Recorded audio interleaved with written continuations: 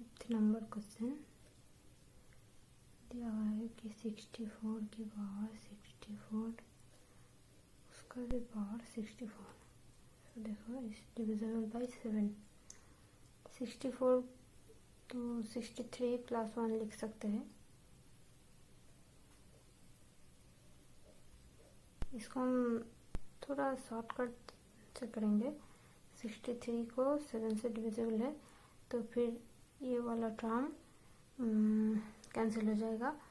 फिर जो 63 के बाद है मतलब 1, तो 1 की पावर जो भी हो 64 हो या जो भी हो 1 आएगा। तो फिर आंसर रिमाइंडर पूछा है तो आंसर बी। ठीक है, सेम वे में आप लोग इसको भी कर लेना। 64 तो 63 प्लस 1 जो 63 9 से डिविजिबल बाई है तो बचे रिमाइंडर रहेगा 1। आंसर 1। अब आओ 6 नंबर क्वेश्चन में जो पूछा है कि product of last 2 digit of 1990। तो क्या पूछा है कि 1990 टर्म को जो अब मल्टीप्लाई करेंगे तो उसके बाद लास्ट 2 डिजिट में कौन से नंबर आएंगे। तो करते हैं 6 1990। किसी भी टर्म को हमेशा जो बाइनोमियल के लिए लिखनी है उसको ना ट्राई करना है कि 1 2 3 छोटा डिजिट में ले आने की, क्योंकि उसके पावर जब करोगे तो हमें इजीली याद भी रहेगा और हम ज़्यादा बड़े कर लेंगे तो कॉम्प्लेक्स बन जाएगा ना। तो देखो इसमें जब एक्सपेंड करेंगे 1990 C0 की पावर 1990 माइनस 91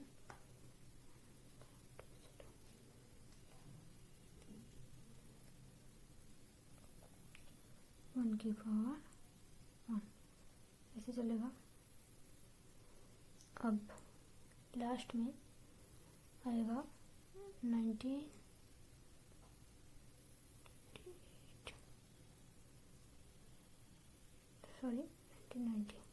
ये है लास्ट टर्म।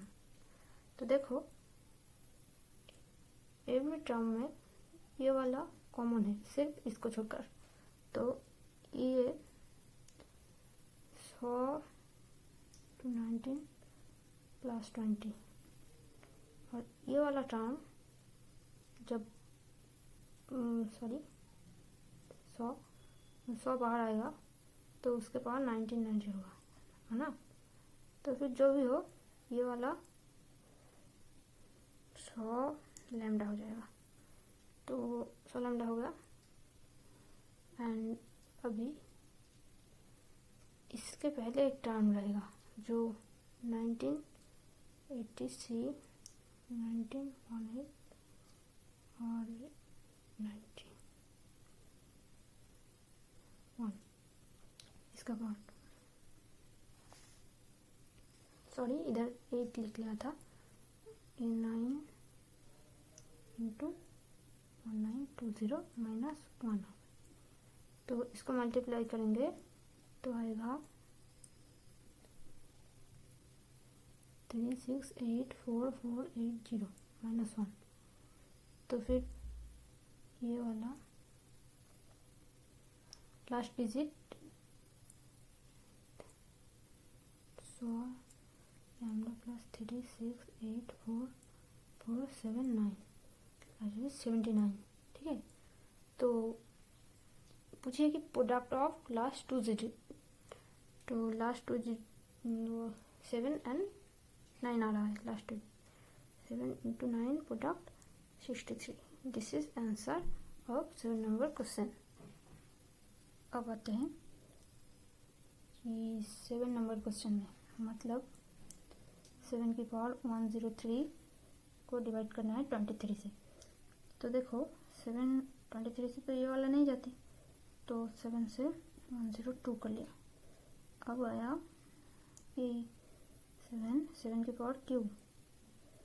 हमें किसी भी तरह 23 से डिवाइड करना है या 1 2 3 ऐसे डिफरेंस में ले आना है। तो 3 से 3 1 3 4। ओके, तो अभी ये वाला 7 3 45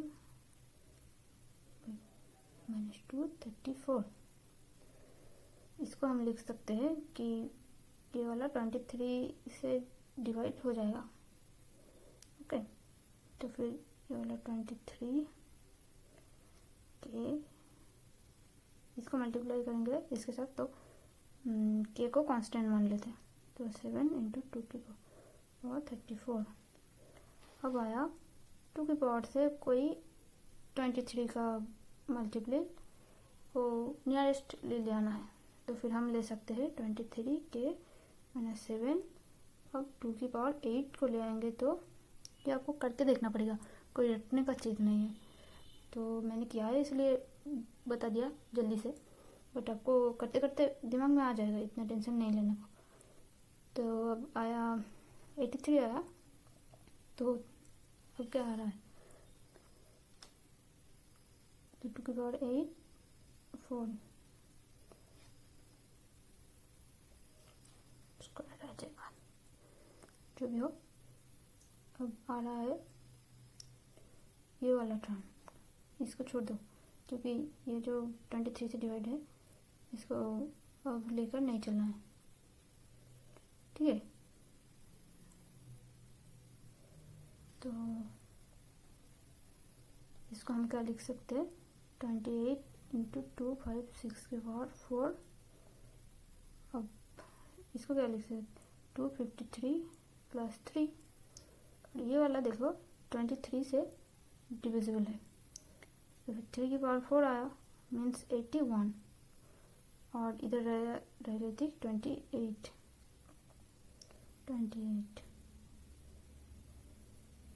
अब देखो 28 इधर है और 81, इसको हम क्या लिख सकते हैं, 69 नियरेस्टली।